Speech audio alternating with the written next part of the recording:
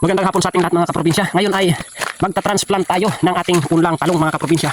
Halos isang muka ng bundok mga kaprobinsya yung ating nahukay mga kaprobinsya dahil napakarami mga kaprobinsya ng naipunda natin na talong mga kaprobinsya. At yun naman ang ating plano na tutukan yung pagtatanim dito sa ating area.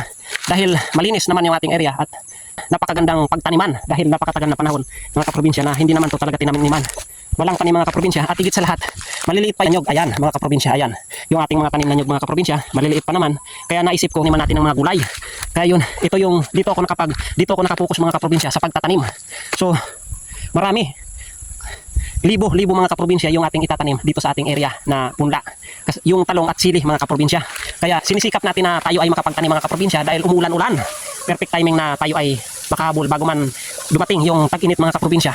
Tayo ay makapagtanim na, makapag-penetrate na yung ugat ng ating tanim na talong at sili bago pa man dumating yung tag-araw kahit man. Pero mga kaprobinsya, wala tayong problema dahil abot dito yung hose ng water pump sa ating pagdidilig. Kaya wala pong problema mga kaprobinsya. Kanina umulan mga kaprobinsya, tapos gumanda naman yung araw, basa-basa pa naman yung lupa. Kaya ngayong hapon ko itatransplant mga kaprobinsya. At hindi naman to mataas yung survival mga kaprobinsya nito dahil nasa seedling tray mga kaprobinsya yung ating punla.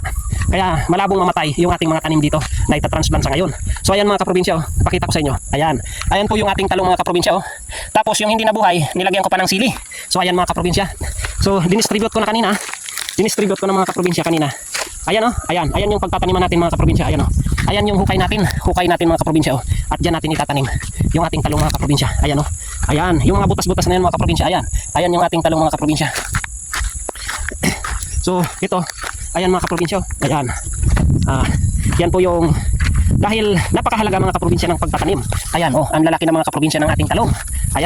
Kasi yun mga kaprobinsya, naka-distribute na. At itong portion na ito mga kaprobinsya, tataniman natin ng talong. Ayan yung ating talong mga kaprobinsya. Tingnan nyo yung pagtataniman natin. At sa kabila pa nitong bundok mga kaprobinsya, pupunuin natin. At ito, sa gilid ng ating munting kamuting kahoy. So kaprobinsya, dahil baka gabihin tayo, kailangan natin maitaniman, hindi man lahat. Bukas naman mga kaprobinsya. So maraming salamat po sa suporta nyo, sa lahat po ng mga kaprobinsya na dyan na nakaka-relate ng aking hanap buhay dito sa probinsya, dito sa buhay bundok mga kaprobinsya. Kailangan natin magsipag, kailangan natin magsumikap sa buhay at matutong magbungkal ng lupa kapag nandito tayo sa probinsya.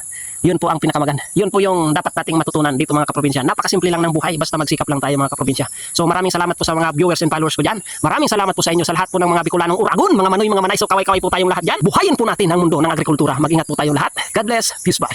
Alright.